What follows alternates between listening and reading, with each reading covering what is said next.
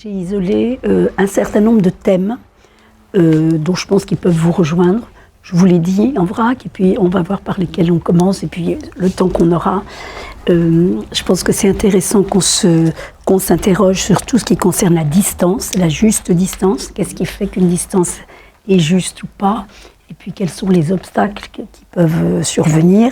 Et puis qu'est-ce que ça permet, en fait, une bonne distance? Parce que c'est un chantier, c'est jamais acquis, c'est toujours un équilibre. On ne peut jamais dire, ok, j'y suis, c'est parfait, je suis vraiment une bonne pro. Et cette problématique-là, elle me concerne moi autant en tant que thérapeute que d'un prêtre qui accueille, que vous en tant que membre de soutien. Je pense que ce n'est pas forcément inutile aussi de faire un petit détour par l'autorité, de ce que ça met en jeu ou pas, avec la différence entre l'autorité et le pouvoir, et puis avec tout ce qui peut nous guetter un peu dans les mauvaises orties liées à l'autorité, où on peut, avec les meilleures intentions du monde, éventuellement se trouver à flirter avec une posture d'abus de faiblesse ou d'abus de conscience. Alors on est évidemment de l'autre côté de la limite, mais la frontière, elle est jamais forcément très loin. Et ça c'est quelque chose qui est... On a déjà fait les 3/4 du chemin si on en prend conscience, sans se dire on est des affreux, épouvantables, etc. Je voulais vous proposer aussi de réfléchir avec qu'est-ce que ça me fait à moi d'être vue comme une personne ressource. Parce que vous êtes vue comme une personne ressource. Et vous n'êtes pas que vue, vous l'êtes de fait. Et donc qu'est-ce que ça me fait avec une réflexion sur ma place aussi. Et là j'ai j'ai un support que j'aime beaucoup, que je vous proposerai tout à l'heure ou en début d'après-midi sur cette place-là. Et puis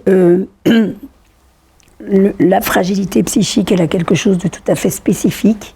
Et donc, comment aussi la personne ressource que je suis, comment elle est martelée, pas martelée, épuisée ou pas, interrogée ou pas, déstabilisée ou pas, par la fragilité psychique de l'autre. Qu'est-ce que ça me fait? C'est pas mal de se poser la question. Et puis, si on a le temps aussi, on va parler un tout petit peu des vrilles relationnelles. Besoin de pouvoir, besoin de valorisation, besoin d'être dans le sauvetage. Et voilà. Je vous propose qu'on commence par la juste distance, parce que finalement, c'est un peu un fond d'écran qui vient nous concerner dès qu'on est dans une vie professionnelle qui est majoritairement relationnelle. Pour une raison très simple, c'est que la relation, elle est médiatisée par la distance. C'est-à-dire, la nature de la relation, elle va être colorée par la distance. Vous avez peut-être entendu parler d'un bouquin qui a un certain temps déjà, qui s'appelle La dimension cachée. Ça vous dit rien? Alors, le bouquin est très rasoir, mais il y a juste un truc vraiment très, très à extraire qui est vraiment important. C'est qu'il y a 3 types de distance. C'est un sociologue, psychosociologue qui a fait ça, et qui isole en fait 3 types de distance de façon très géographique, sachant que l'idée de base, c'est que la distance physique, elle reflète une distance psychique. Et c'est vrai. Alors, il y a trois trucs. Il y a la distance publique. C'est en gros au-delà de 3 mètres. La distance publique, c'est un meeting politique, un sermon, par exemple une réunion de groupe de travail, mais on est nombreux et donc on est à plus de 3 mètres, etc. Ça, c'est la distance publique. La distance sociale, ça va à peu près de 50 cm à 3 mètres. Ça a l'air ridicule de dire des trucs aussi précis, mais c'est pour faire un cadre. Alors la distance sociale, c'est aussi bien la distance de quelqu'un qu'on peut avoir dans un entretien, dans un bureau, que quelqu'un, quand on dit bonjour à la boulangère, que quelqu'un avec qui on travaille à côté de soi, enfin bon, tout ça on voit bien. Et enfin il y a la distance intime, qui va jusqu'à 50 cm. C'est le lieu en fait de 3 types de relations. C'est le lieu du soin, le lieu du combat ou le lieu de la tendresse. Lieu du soin, lieu du combat, lieu de la tendresse. Et c'est évident que la sage-femme qu'on a à notre table, le fait d'être dans un soin, et on le voit très bien, moi j'ai animé des groupes de parole avec des soignants, des infirmières, etc. Il y a quelque chose absolument qui va spécifique à la relation. Et on voit très bien quand dans une vie communautaire ou autre, on est amené à aider quelqu'un à faire sa toilette ou à prendre un bain ou à prendre une douche, ça va obligatoirement avoir un impact sur la nature de la relation. Le lieu du combat, c'est aussi que quand je suis en train de me castagner avec quelqu'un, je suis dans cette distance-là. Et le lieu de la tendresse, évidemment, avec le rôle du toucher et tout ça. Et donc c'est important de se dire, à partir de là, vous avez des tout petites balises, mais à partir de là, de garder la vigilance, parce que j'imagine que les personnes avec lesquelles vous vivez, il peut y avoir des plaques tectoniques qui bougent, des mélanges qui ne sont pas du tout volontaires de leur part, mais que quelquefois, il peut y avoir ils peuvent vous amener dans une distance qui n'est pas ajustée et qui dit quelque chose d'un besoin, et en même temps, qu'est-ce qu'on a à faire, nous, pour rétablir le truc. Je vous donne un exemple précis, mais caricatural, moi, qui m'arrive, pas souvent, mais ça arrive, en rendez-vous, dans mon bureau, vous savez, il y a des gens qui prennent leur chaise et puis qui avancent de plus en plus. Bon, moi, je prends ma chaise et je recule de plus en plus. Le problème, c'est qu'un jour, il y a un coin. Donc, il y a des gens pour lesquels c'est très fréquent, voire récurrent. Alors, c'est assez amusant. Et un jour, si vous voulez, dans un groupe plus nombreux, parce que là, on n'est pas assez nombreux, vous mettez, je ne sais pas, un groupe à partir de 10 personnes, ça commence à être marrant. Vous coupez le groupe de 10 ou plus en deux. Vous les mettez à une distance à peu près de là, ou un peu plus. Bon, le but, c'est quand même qu'on arrive à voir le regard de l'autre. Et on a chacun un binôme. On est en rang, là, nous mettons, il y en a 5 là, et on a chacun un binôme. Mettons que ce soit Laurent, je te regarde dans les yeux. Et la consigne, c'est que, mettons, ce rang-là va s'avancer en gardant toujours les yeux dans les yeux de l'autre. Et l'autre qui me voit m'avancer, quand il en ressent le besoin, dit stop pour que l'autre s'arrête. Ok, ensuite on revient à notre place et on fait la même chose dans l'autre sens. Et ensuite on débriefe. Et c'est extraordinaire quand on assiste en observateur à ce truc-là, de voir qu'il y a des gens où vous n'avez pas déjà fait 5 pas qui sont comme ça, et de voir qu'il y a des gens où ils sont sous votre nez, et ça va encore. Bon. Et c'est très très marrant, enfin au-delà du marrant, ça permet de se rendre compte de 2 choses. D'abord, on est tous très différents, et il n'y a aucun enjeu moral, mais on a un besoin et une résistance à l'approche physique qui est hyper différente. C'est normal. Et on peut très bien se dire, et ça n'a aucun enjeu moral, c'est pas pour ça que je vais pas être capable d'être dans une vraie relation d'aide, on peut très bien se dire, moi j'ai besoin d'une bulle, et j'ai besoin d'un espace qui est non franchissable. Vous voyez, l'autre jour, j'étais en rendez-vous, pardon, je suis désolée, avec quelqu'un qui a vécu dans une famille nombreuse, où c'était beaucoup d'amour, beaucoup de tendresse, mais la foire d'empoigne. Et du coup, cette personne devenue adulte, mais c'est même pas en rêve qu'on puisse rentrer dans sa chambre comme ça, qu'on puisse s'approcher trop, qu'on fasse beaucoup de bruit et tout, parce que sur le coup de ses 40 ans, il est en train de réaliser que petit, son espace n'avait pas été suffisamment respecté. Et là, c'est dans un contexte qui n'est pas du tout pathologique, mais quand il y a la pathologie qui vient s'insérer là-dessus, ça peut brouiller complètement les cartes. Ce sacro-saint mot du cadre, vous en avez entendu ça partout, mais au bout de 2 ans et demi de formation de conseil conjugal, on n'en pouvait plus de ce mot-là, mais en fait, parce que je me disais, mais c'est pas vrai, elle radote complètement, et fondamentalement, en fait, c'était vachement important. C'est-à-dire que le cadre, il est là, non pas pour me brider les ailes, mais il est là au service de la relation. Et ça, c'est vraiment, ça reste vrai, c'est un truc que je découvre, que je redécouvre en fait un peu en permanence. Et le cadre, c'est en l'occurrence ton cadre professionnel qui fait que les limites que tu vas mettre, tu vas pas les mettre par caprice parce que ce matin, il y a Arthur qui te saoule complètement ou machin qui te menace et tout. Tu vas les mettre parce que tu sais que ce cadre, ces limites temporelles, on se voit pas tout le temps, on parle pas tout le temps, enfin bon, on n'est pas... C'est quelque chose qui est au service de la beauté de la relation. Et que c'est pas quelque chose qui est contre la confiance. En fait, moi je trouve que c'est vachement important de se dire, en fait c'est pour quelque chose et non pas contre. C'est pas contre l'autre, mais c'est pour nous deux. Parce que si effectivement je me laisse, il y a une distance que je ne laisse plus s'instaurer de façon juste, en fait, je suis engloutie, ou je vais être menacée, engloutie, happée, sous l'eau, submergée. Enfin, bon, la liste des synonymes, elle est large. Et si on est deux à la patouille, ça ne sera bon pour personne.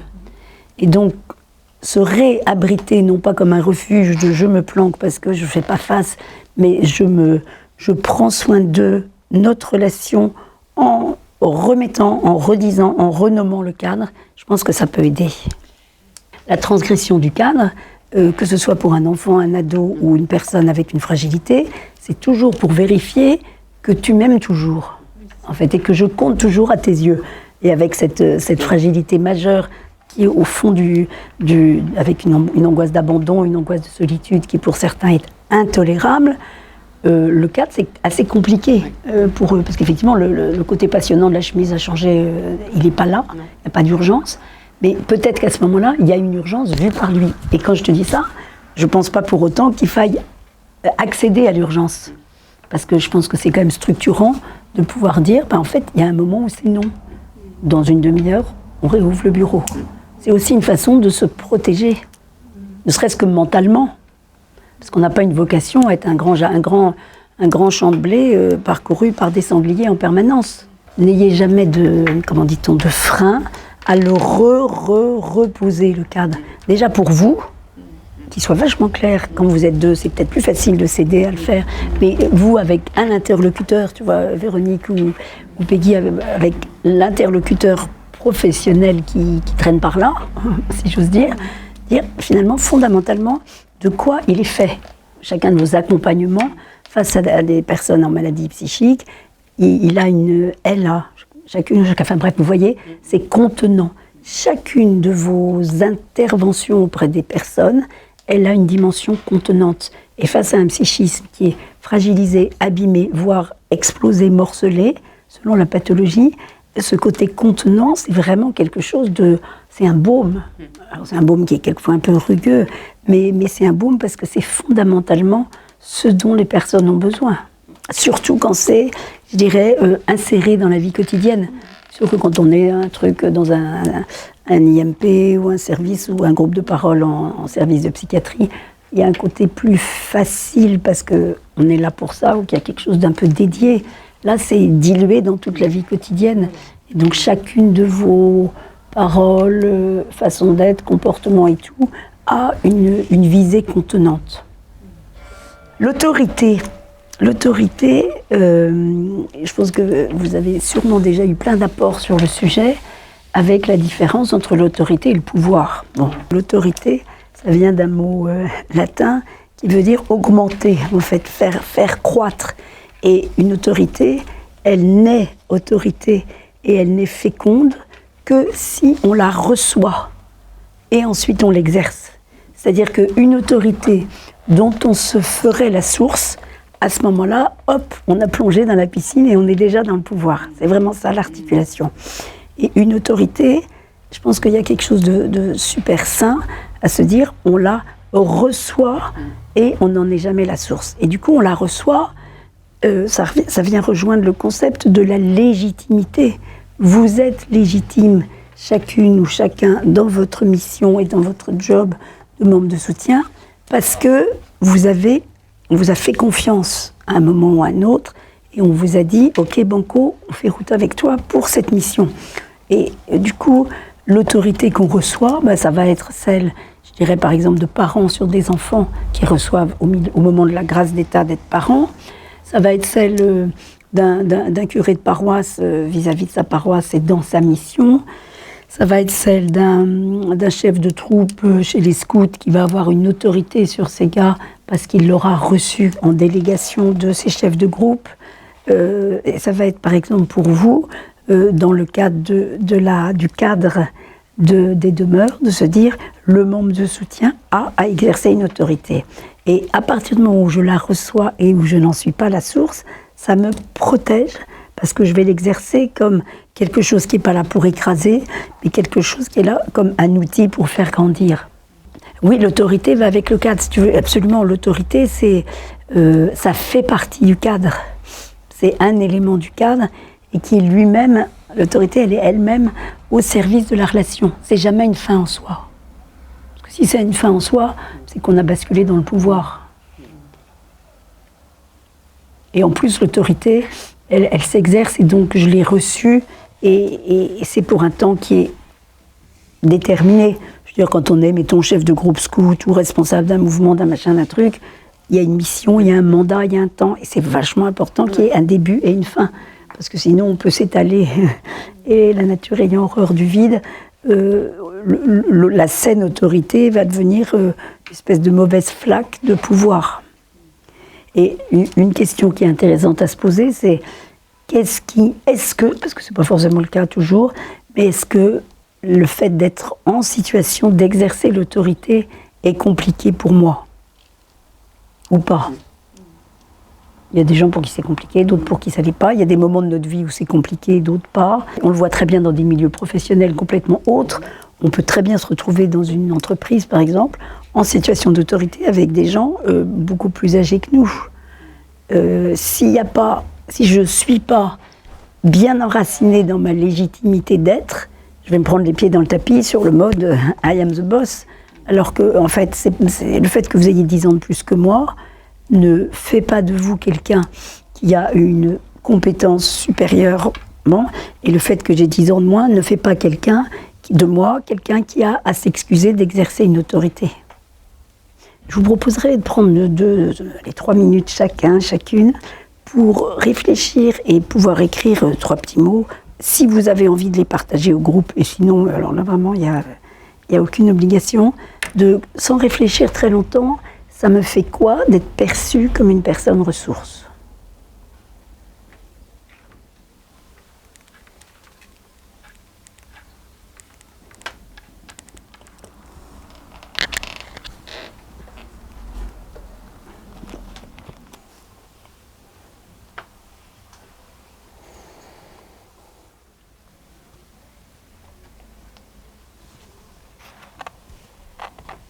J'ai d'abord noté une satisfaction de contribuer à aider d'autres personnes dans leur vie quotidienne. Je me suis toujours aperçue que quand je suis avec eux, pourtant c'est pas forcément toujours dans mon tempérament, mais quand je suis avec eux, je suis avec eux. Et j'arrive à faire fi de ce qui me préoccupe à côté. Et que la plupart du temps, c'est des moments agréables. Même s'il y a Marie-Claude, même si... Voilà, et je trouve que la plupart des bénévoles, en tout cas, peuvent dire la même chose. Hein. Alors peut-être que le membre de soutien, il a vraiment un rôle, le fait d'être là beaucoup plus, ça prend une autre teinte automatiquement. Hein. J'ai envie de reprendre quand même aussi, c'est Jérôme qui a tendance à dire ça, il le disait lors de la préparation qu'on avait la fois dernière, et il remettait un petit peu en perspective le rôle du membre de soutien. Bien sûr, il est important, mais en même temps, c'est loin d'être tout à la demeure. Hein, et c'est vrai qu'ils ont une vie à côté et qu'on n'est pas non plus à savoir et à gérer tout jusqu'à la moindre. Hein. Alors bien sûr, le quotidien est souvent pas facile. Hein. Mais souvent, c'est quand même des petits miracles chaque jour, quand même. Moi, j'aime bien quand j'ai dit que c'était service. Des petits miracles chaque jour, hein, en disant... les personnes qui ne connaissent pas et qui viennent à la demeure pour un petit temps, hein, sont toujours bluffées quand même par la bienveillance qu'ils peuvent avoir entre eux, quelque chose qui émane du... Voilà, et c'est-à-dire que c'est des personnes vraies, qui... Voilà, hein, on se cache pas derrière...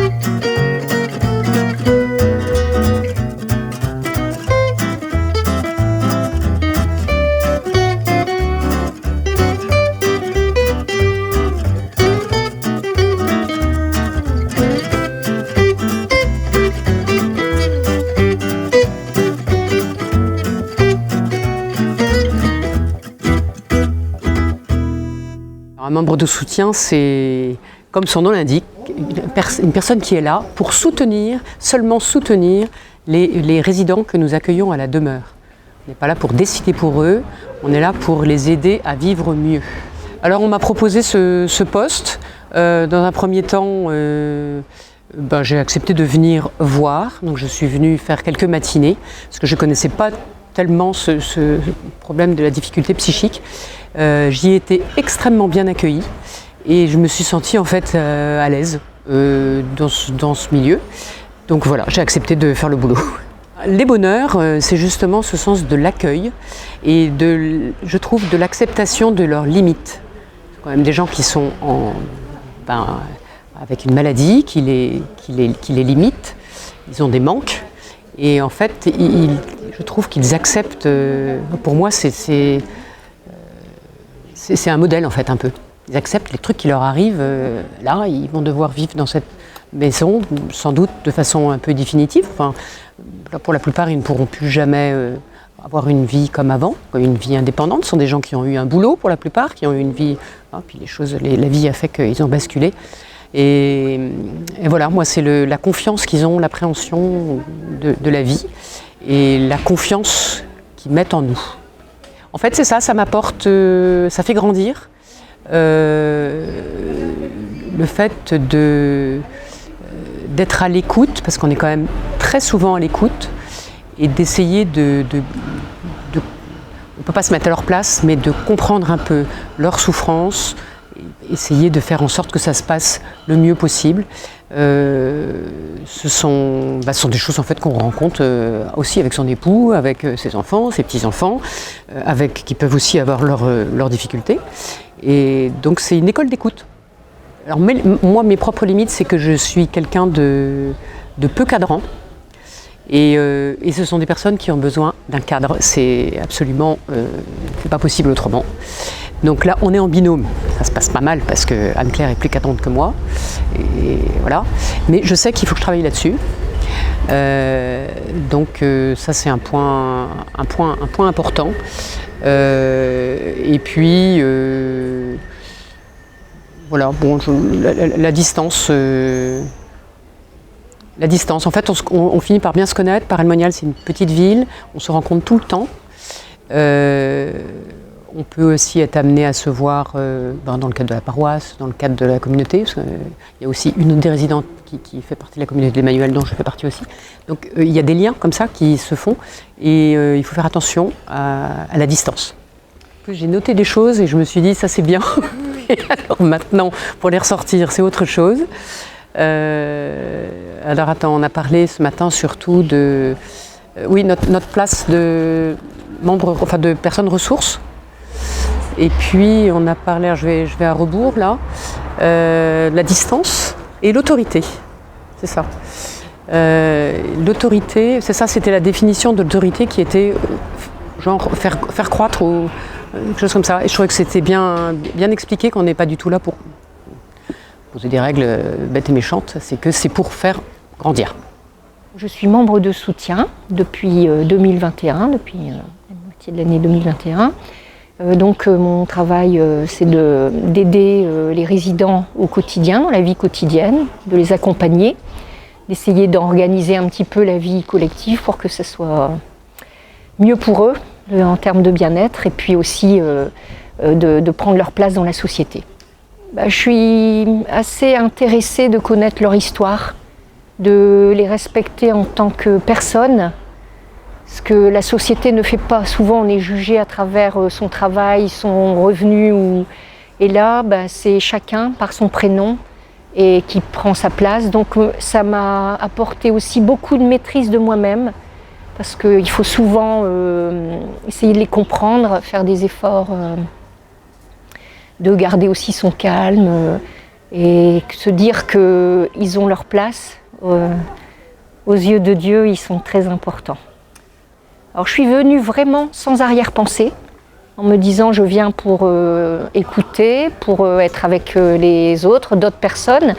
Et c'est plutôt les questions qui me viennent maintenant, surtout après l'intervention d'Emmanuel, concernant l'évolution des résidents dans notre maison avec l'âge et les difficultés que peuvent subvenir justement avec l'âge. C'est nouveau, en fait, la maison a ouvert en septembre et j'ai commencé en octobre. Les résidents sont arrivés en octobre. C'est plus ce qu'on parlait tout à l'heure, en fait, tout ce qui est le lien qui est difficile de prendre la bonne distance. Enfin, pour moi, en tout cas, c'est ce qui est le plus difficile. Pour moi, ce qui était important, c'était de voir un peu comment les autres maisons fonctionnaient, de pouvoir partager là-dessus, et puis aussi peut-être d'avoir des clés avec cette intervenante psychologue sur notre manière d'agir en tant que membre de soutien, dans le respect de la psychologie de chacun, en fait. Voilà. Dans l'optique de nos missions, pas forcément dans notre vie entière, comment je trouve ma place? Qu'est-ce qui m'y aide? Et où est-ce que ça peut être difficile? Il y a des moments où c'est pas évident de trouver sa place. Qu'est-ce qui peut rendre cette opération difficile? Est-ce que je suis bien à ma place? Est-ce que je m'autorise à prendre ma place? Parce que quelquefois, quand dans des vies communautaires, ce qui est quand même votre cas, enfin pas une vie mais un travail communautaire, il y a toujours la question de quelle place je prends, avec soit le choix de se dire je prends la place que les autres me laissent, ou bien je prends la place dont j'ai besoin et qui est bonne pour ma mission. Parce que quelquefois, si j'attends que les autres me laissent de la place pour la prendre, c'est pas forcément ajusté. Pour des tas de raisons. D'abord parce que je charge les autres d'un job qui n'est pas le leur. Et à ma fameuse retraite à Courset, j'ai entendu Dieu ne prend que la place qu'on lui donne. Ça m'a fait un bel électrochoc. Mais par ailleurs, dans notre vie professionnelle, surtout dans les métiers de ressources qui sont les nôtres, je pense qu'il y a toute une réflexion à laisser un peu sur le feu, à feu bas, qui est de se dire toute ma place est rien que ma place, mais quand même toute ma place. Comment je m'autorise à déployer mes ailes, à déployer mes voiles, à mettre toute la voilure et tout ça, pour pouvoir être l'instrument dont les autres, le cadre, ont besoin à ce moment-là. Je voudrais juste vous parler de ce que j'appelle les vrilles relationnelles. Les vrilles. Tu sais, quand tu te plantes un clou, et en fait tu ne le plantes pas complètement droit, et il part très très très très doucement de traviole, en fait il vrille. Alors en psychologie, ça peut donner les vrilles dans la relation. Les vrilles dans la relation, ça n'a rien de pathologique. On n'est pas dans la pathologie, on est dans ce qui peut être dysfonctionnel. Mais ce n'est pas forcément plus confortable pour autant. Je dirais que c'est des micro-déviations, les vrilles relationnelles, des micro-déviations qui vont intervenir au cœur de nos échanges, de nos relations. Quand je dis que c'est dysfonctionnel, c'est des vrilles qui sont liées à une réalité qui est la conséquence du péché originel. On a quand même été conçus pour vivre en étant câblés à l'image de la Trinité, dans notre capacité à être en lien, et le péché originel a bien fait vriller l'affaire. Et donc, de fait, dans ce qui devrait être et ce qui pourrait être, et ce qu'on aimerait qu'il soit dans l'axe de la piste, il y a des moments, il y a des modalités où ça part un peu de traviole. Et je vais vous en citer 3, on va prendre 3 minutes pour s'attarder sur 3, qui sont le besoin de pouvoir, le besoin de reconnaissance, le besoin d'être dans le sauvetage. Donc, ces vrilles relationnelles, elles ne sont, encore une fois, absolument pas pathologiques, mais elles peuvent nous encombrer dans nos relations. Et elles peuvent même pourrir nos relations. Elles peuvent être super encombrantes, ou elles peuvent les défigurer. Et en dénominateur commun à ces 3 vrilles, je vous suggère l'image du four, du curseur avec le four. Quand vous voulez faire des meringues, vous êtes sur 1 ou 2. Quand vous mettez votre four à pyrolyse, c'est même tellement plus fort que le 10, c'est un bouton spécial. Et donc, par rapport à ces 3 trucs-là, l'idée, c'est de se dire, dans un moment de relecture, où est-ce que j'en suis, où en est mon curseur? Parce que ce soit le besoin de pouvoir, de valorisation ou d'être dans le sauvetage, il existe en chacun d'entre nous. Et c'est normal. Dire que je ne suis pas du tout habituée par un besoin de pouvoir, c'est complètement... on est dans le déni. Que la moindre valorisation ne nous concerne pas ou qu'on n'en a pas besoin, c'est être dans le déni. Qu'il n'y a pas un petit Saint-Bernard accroché au fond de notre cœur, c'est être dans le déni. Le tout, c'est de savoir où on en est, Parce que, mettons le chiffre 5, on s'en fiche du chiffre, mais quelque chose qui serait un peu la mi-course par rapport à le curseur, nous permet de nous dire on est à peu près dans quelque chose d'à peu près ajusté. Si on est très très loin de ce 5 vers le 10, ben, il y a quelque chose à relire et à réajuster. Alors, le besoin de pouvoir. On a parlé ce matin de la différence entre l'autorité et le pouvoir. Le besoin de pouvoir, on voit très bien qu'il existe dans tout groupe humain, dans une relation duelle, entre parents et enfants, au sein d'un couple, au sein d'une fratrie. On le voit dans une communauté, on le voit dans une équipe de travail, on le voit dans un groupe de résidents, et évidemment on le voit dans l'histoire du monde. Ce qui est sûr, c'est que le besoin de pouvoir, il s'adosse, il s'appuie sur trois failles psychologiques. Failles ne voulant pas dire pathologie. Hein. La première, c'est que le besoin de pouvoir, il vient réparer une forme de fragilité. Il vient éventuellement réparer une forme de fragilité liée à une faible estime de soi. Je ne sais pas si vous avez remarqué, même dans la vie extra-professionnelle, vous êtes dans un groupe d'amis et la plus grosse gueule du quartier, quand vous avez fini l'exaspération de se dire « il me pompe » et que vous parlez avec elle ou avec lui, c'est souvent des gens qui ont soit une énorme, moyenne ou importante quand même blessure, et qui sont en fait ou des très grands timides, ou qui doutent beaucoup d'eux, ou je sais pas quoi, et qui du coup ont un besoin de ce masque, de cette espèce de costume de survie qui va être de se montrer en position très assertive, très autoritaire, très machin. Bon. Donc très clairement, il y a des personnes pour lesquelles le besoin de pouvoir vient réparer une fragilité liée à l'estime de soi un peu fragiloute, vient un échec ou tout avec une image de soi qui va être très disqualifiée. Deuxième type de faille, c'est quand le besoin de pouvoir vient m'enraciner, ça vient m'enraciner dans une identité. Je prends un exemple caricatural, le responsable d'un patronage ou d'un centre aéré ou un chef de troupe et tout, il devient ce qu'il est. Certains curés peuvent devenir ce qu'ils sont. Quelques missions qu'on ait, ce qu'on disait ce matin, si on ne l'exerce plus comme un service, on peut, se l'approprier, et du coup, ça vient devenir mon identité. Je ne suis plus en train d'exercer une mission ou un job ou un service, je suis en train de devenir le pilier de la demeure de tel endroit. Et ce besoin de pouvoir, c'est en gros, on devient à ce moment-là, on devient source. On devient finalement à l'origine d'une forme de puissance. Et puis la troisième faille psychologique, c'est quand le besoin de pouvoir vient me protéger. Le besoin de pouvoir vient me protéger de celui que je perçois comme un danger, c'est-à-dire l'autre. Quand le besoin de pouvoir vient me protéger de celui que je perçois comme un danger, c'est-à-dire l'autre. Et à ce moment-là, l'autre, quel qu'il soit, il n'est plus perçu comme une richesse, mais comme une menace. Et dans nos relations, ça peut nous pourrir des relations, parce que ça fait le socle d'une rivalité. Et en fait, la rivalité, c'est le contraire de l'alliance. Et la rivalité, c'est, en gros, il n'y a pas assez de place sur le bateau pour nous deux. Donc il y en a un des deux qui doit passer par-dessus bord, symboliquement, psychiquement. Dans une relation, quand on est sur le mode j'écrase ou j'humilie, ou j'abîme, ou je disqualifie et tout, c'est qu'il n'y a pas de place pour nous deux. Donc ma survie passe par ton passage à la trappe.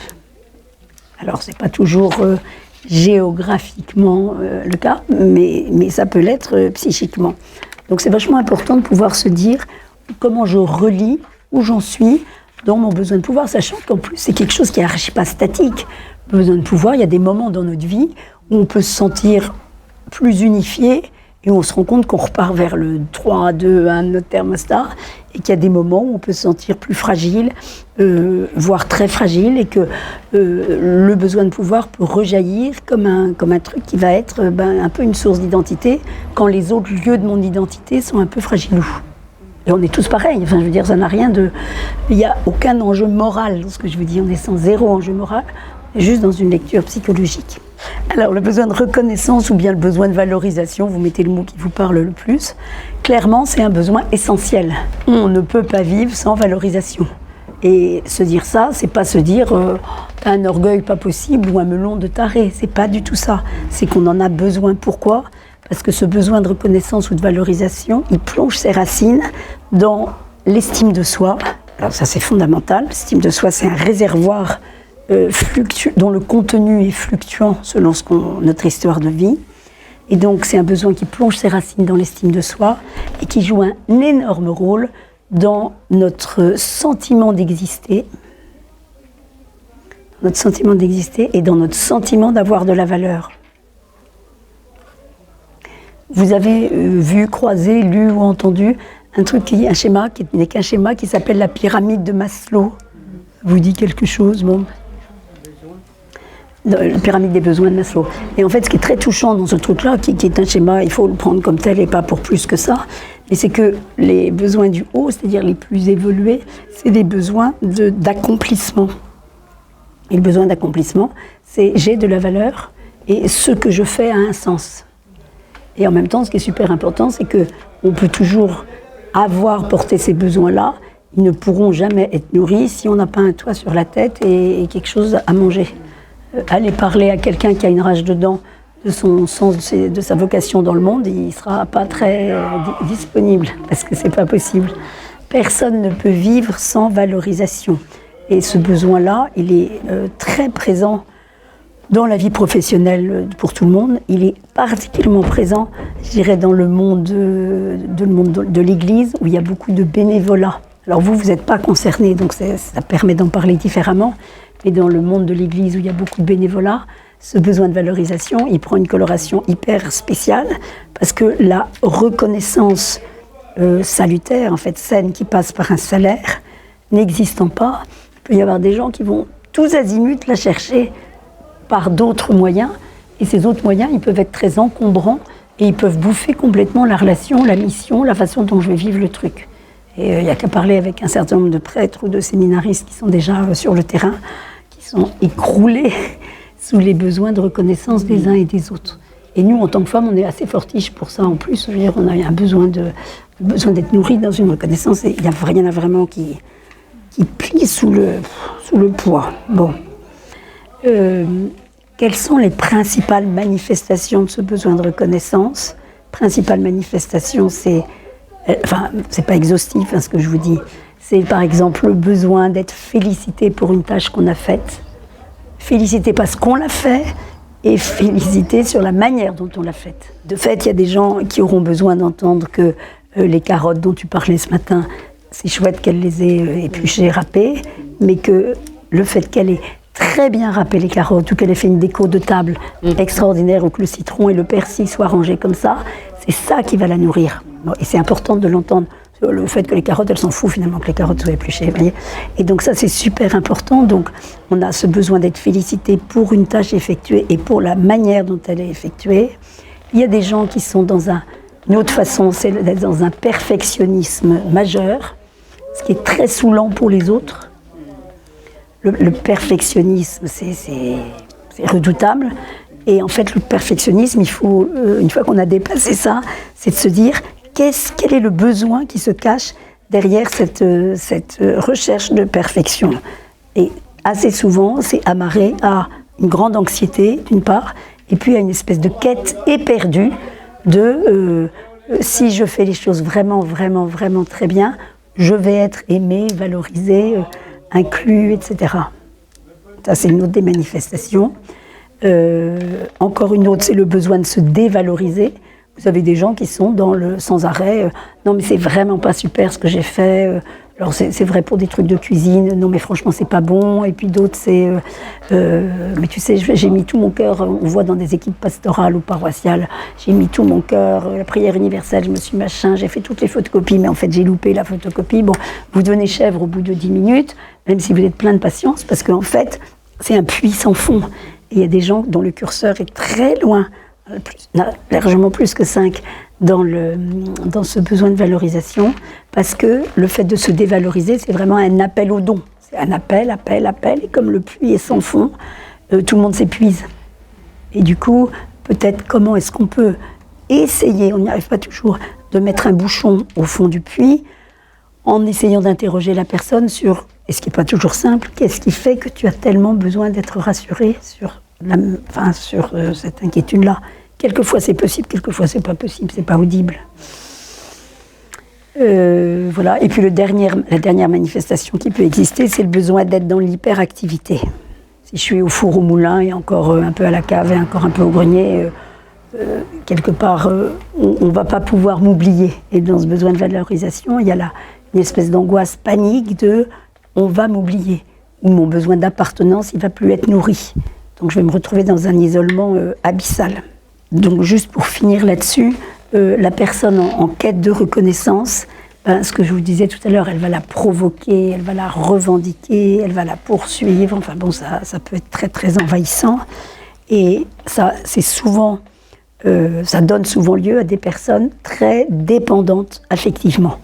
Alors une personne qui a une fragilité psychique est souvent très dépendante affectivement, parce que y a justement cette fragilité, et c'est une fragilité différente de celle d'un handicap. C'est une fragilité qui vient toucher quelque chose du sacré de la personne. Je veux dire, dans la fragilité psychique, il y a quelque chose de spécifique qui vient toucher l'harmonie voulue par le Créateur, qui vient toucher le cœur, la façon d'être en lien, éventuellement le cerveau, pas toujours. Donc on est vraiment dans l'intime du mystère de la personne. Et du coup, ce besoin de valorisation spécifique est majoré dans la maladie psychique à cause de ça. C'est pas du tout la même chose. Bon, je veux dire, on est tous, absolument tous, à la même enseigne, mais après, avec des variations.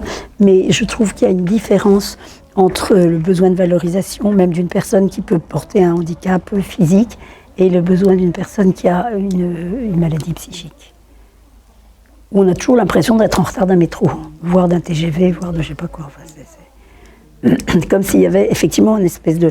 À cause des blessures, quelle qu'a été l'histoire de vie de la personne, on a un peu l'impression qu'il y a de fait un puits sans fond, et que ce qu'on va pouvoir partager, générer en sécurité, en étayage, en contenance, etc., il y a un côté puits sans fond, et je pense qu'il faut en être conscient pour ne pas s'épuiser.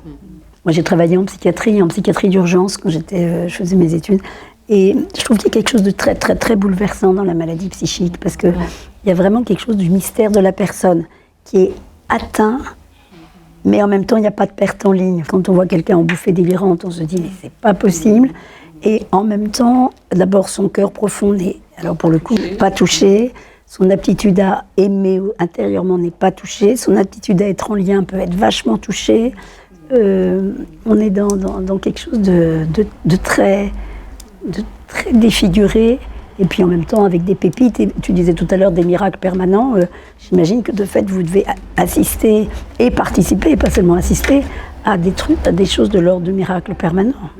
La troisième micro-vrille, c'est le besoin d'être dans le sauvetage. Alors soyons très clairs que nous avons tous un petit tonneau de whisky ou d'eau de vie ou de je sais pas quoi accroché autour du cou. Chez certains, ce tonneau est énorme, chez d'autres, il est plus discret, mais il existe absolument chez chacun. Ça, c'est super, super important, et ça sert à rien d'être dans le déni. Là aussi, tout est une question de curseur.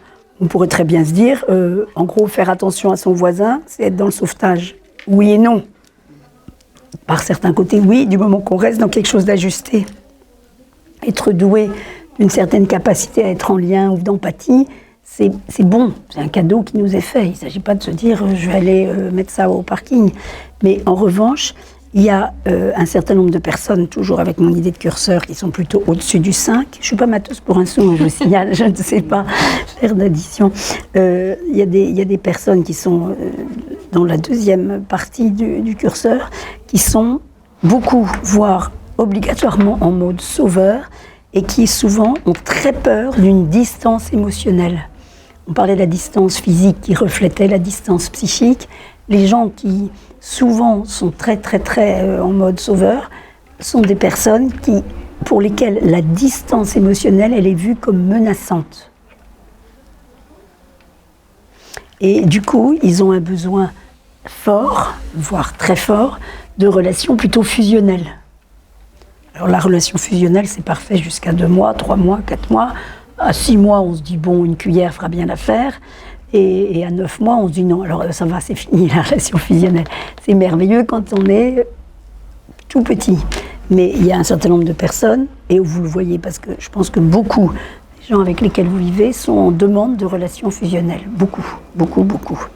Et quand la personne très fusionnelle vire ou tombe ou se met en mode sauveur, en fait, on peut caricaturer un peu, mais c'est comme si la personne ne se sentait bien que quand elle est en position de pouvoir apporter quelque chose à quelqu'un. Que quand je peux apporter du secours, de la consolation, de l'appui, du réconfort, de l'aide, etc. Et là, je me sens bien. Et alors, en quoi c'est embêtant ? Il y a 2 risques, en fait. D'abord, c'est gênant, parce que ça veut dire que mon estime de moi dépend de la fragilité de l'autre. Ce qui est quand même pas très cool. Et d'ailleurs, c'est des choses qu'on voit, en particulier dans certaines dynamiques de couple, en fonction de l'histoire de vie, où quelqu'un est en fragilité, en machin, le conjoint soutient, aide, machin, étaye et tout, et quand l'autre est en gros sortie, si le conjoint n'a pas été, il ou elle, enfin peu importe, n'a pas été bien ajusté dans ce truc de sauvetage, peut se trouver complètement déconfit, vide et agressif, en disant bah, c'est sympa, en gros je t'ai tenu par la peau du cou, maintenant tu me laisses tomber comme une vieille chaussette parce que tu repars sur... bon. Donc c'est quelque chose d'assez important de se dire mon identité et ce que je suis ne dépend pas de la fragilité de l'autre, ça c'est important. Finalement c'est je peux être aimé, intégré, estimé, respecté, même si je ne donne rien d'affectif. J'ai pas à être dans la surabondance du don pour pouvoir garder ma place à bord. Comment je vais aider l'autre à être sujet de son histoire ? Et c'est vrai qu'il y a un côté caricatural, mais il y a un côté fondamentalement vrai. Parce que, et c'est vrai aussi avec nos enfants quand ils grandissent, quand ils deviennent ados, jeunes adultes, c'est effectivement, est-ce que je vais continuer à marcher dans la tête de l'autre ? Ce qui est quand même hyper facile et assez comment dit-on, une tentation. Parce qu'il y a un petit côté confortable, on a toujours une idée pour l'autre. Ou est-ce que vraiment je vais être dans un tel respect de la terre sacrée qu'il représente que je vais être capable de l'interroger sur qu'est-ce que toi, t'en penses quoi ? Comment je peux t'aider à en penser quelque chose, etc., etc. Pascal Hide, c'est vraiment de mes chouchous numéro 1, sur le don, le burn-out, une maladie du don.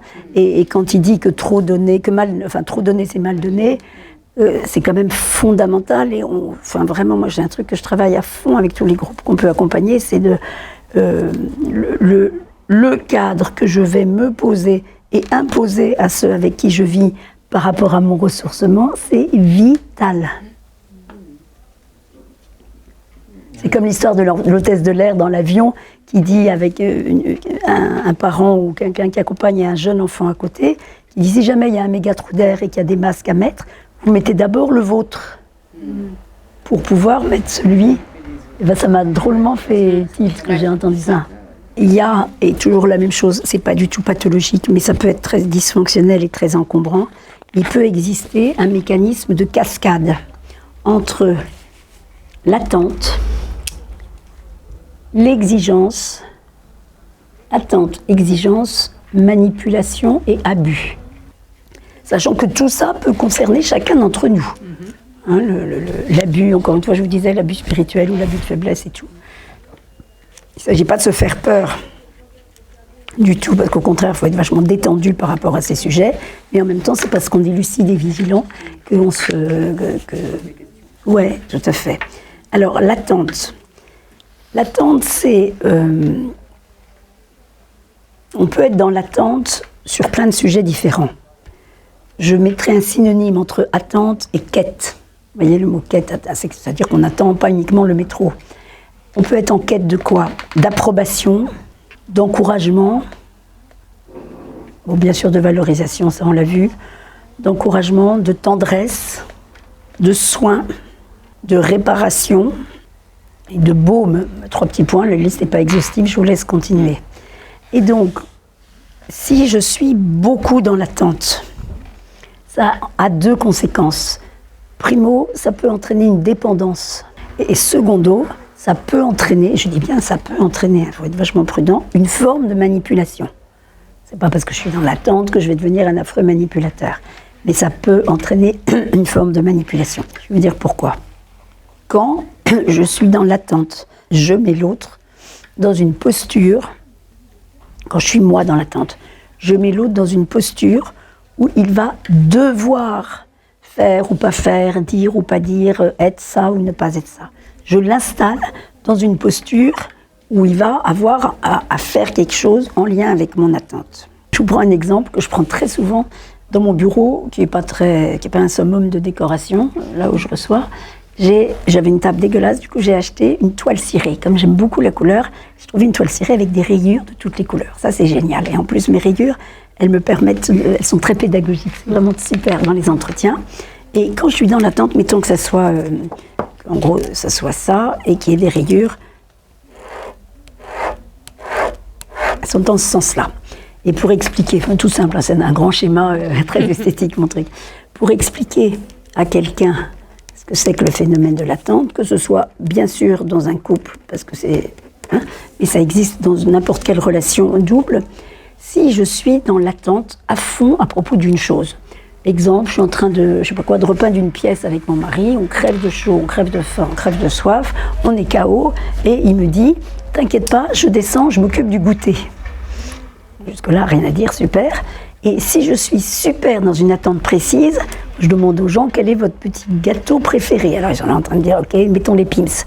Et je vais penser pendant les 10 minutes où il n'est pas là, il va rapporter des Pim's. Bon, alors de 2 choses l'une, et je commence à saliver en fonction de... C'est super bon les Pim's. Bon. Ou Figolu, enfin ce que tu veux, j'ai pas d'action dans la maison. Si moi je suis là, je suis à cet endroit-là, avec le rêve de mes Pim's, de 2 choses l'une, où il rentre avec des Pim's. Il me rejoint sur ma ligne de trucs génial. Quel homme merveilleux ou quel membre de la communauté merveilleux et c'est super et il est le bon objet. Et en plus, je me régale de mes Pim's. Soit il rentre avec, alors mettons des figolus, j'aime bien ça, mais nettement moins, ou catastrophe ambulante du pain d'épices. Alors, qu'est-ce qui se passe à ce moment-là? Moi, je suis toujours là et lui, il est là. Alors, la première conséquence la plus embêtante, c'est qu'il devient du coup un support de déception, même si elle est micro, la déception, il devient un support de déception. Ça, c'est la première conséquence. Et la deuxième conséquence, c'est que je vais quasiment pas savourer le pain d'épices, que par ailleurs je trouve globalement très bon, parce que je suis restée dans mes Pim's. Bon, ça c'est pour la petite histoire. Mais fondamentalement, quand je suis dans l'attente, en fait, c'est l'antichambre de l'exigence, parce que, encore une fois, j'installe l'autre. Et donc, je l'instrumentalise, je me sers de lui. Et c'est toujours Pascal Hide qui dit, en fait, quand j'instrumentalise quelqu'un, je le détourne de sa finalité. Et ça, c'est vachement puissant et c'est extrêmement fort. Quand j'instrumentalise quelqu'un, quelque part, je m'en sers, même si on n'est pas du tout dans un truc intentionnel, pervers, machin, pas du tout, mais il n'empêche que je le détourne de sa finalité. Il n'est pas là pour répondre à mes besoins. L'autre n'est jamais là pour répondre à mes besoins. Je suis responsable de mes besoins. Et je suis responsable d'identifier comment ils ont besoin d'être nourris.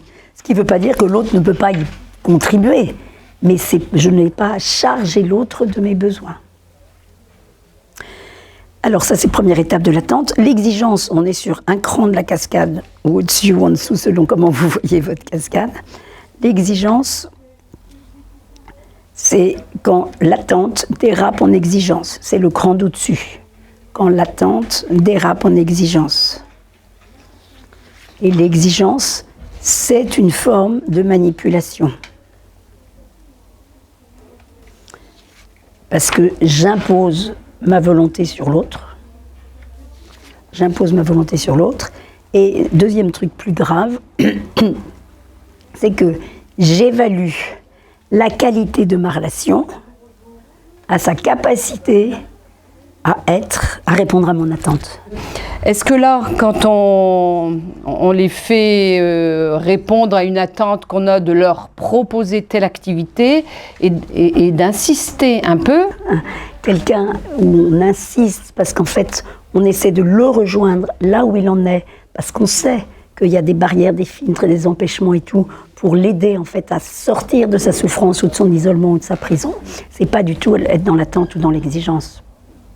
Au contraire, le fait d'aller un peu loin, alors après, c'est pas toujours facile de savoir où on va s'arrêter, mais c'est absolument pas être dans l'attente.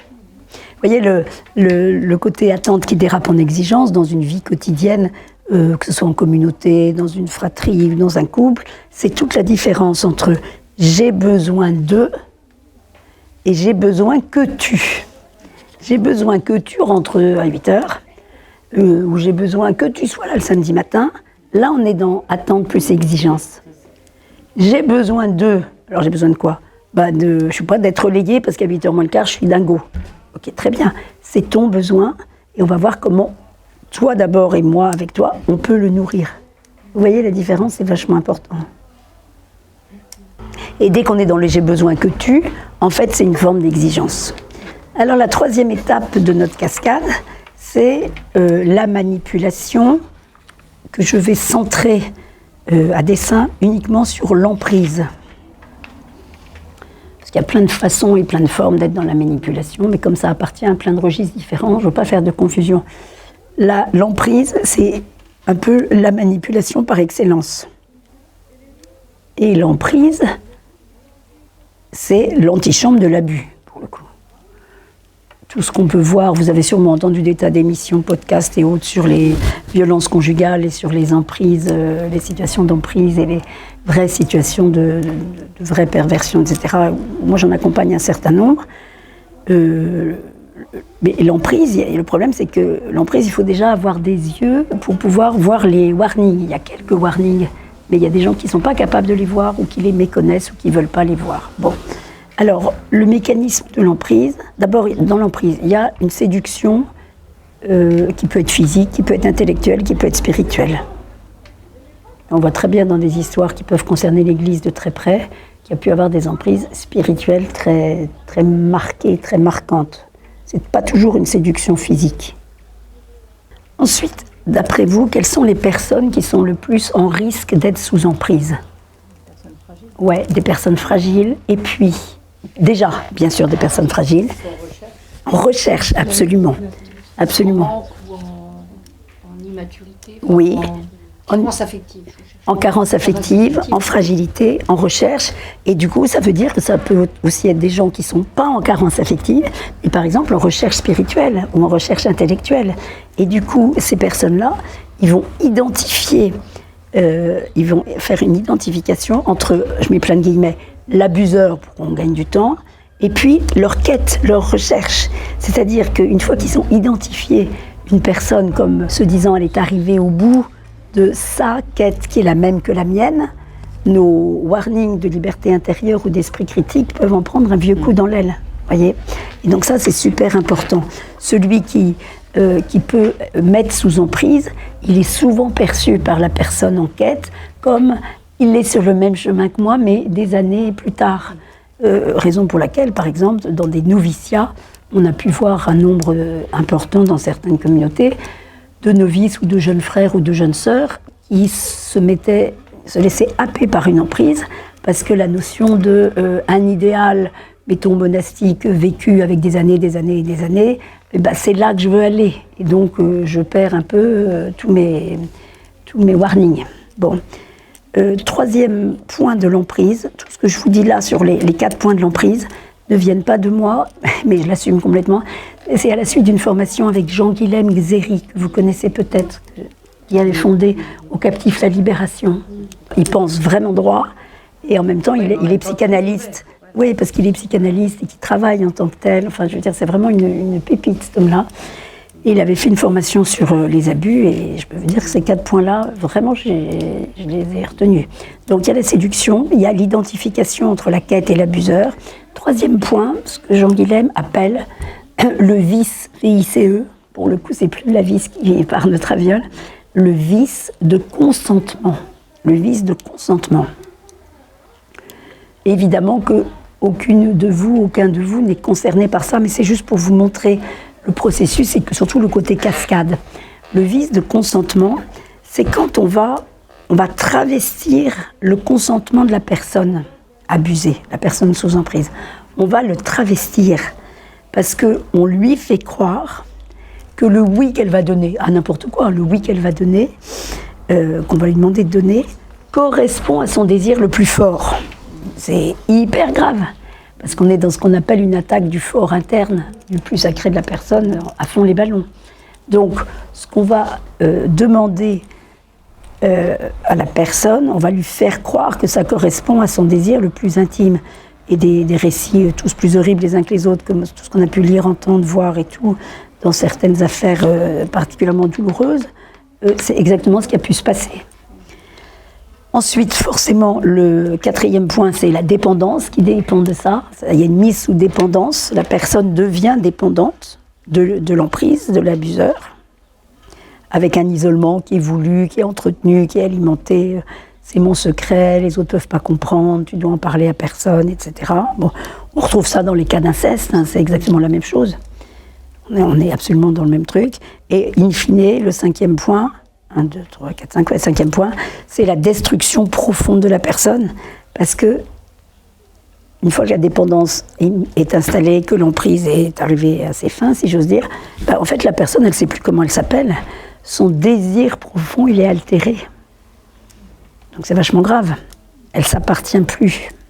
Il y a une emprise de la vie ordinaire où chacun de nous, on peut frôler l'emprise sans s'en rendre compte. Je vois très bien en tant que thérapeute, heureusement qu'il y a des groupes de supervision et c'est fait pour ça. Il peut très bien y avoir des moments où on peut déraper, alors on est conscient, machin, on rectifie et tout, dans une forme d'emprise. Enfin, on pourrait. Moi je repars avec le mot compassion ajustée. Je suis très frappée dans tout ce qui émane de vous. Il y a une intense compassion, je trouve, mais vachement professionnelle. Enfin, professionnelle, c'est pas du tout. Vous voyez ce que je veux dire, c'est ajusté, justement. C'est très émouvant pour quelqu'un comme moi qui ne connaissait rien ou à cet univers, un univers des demeures, ça me frappe beaucoup.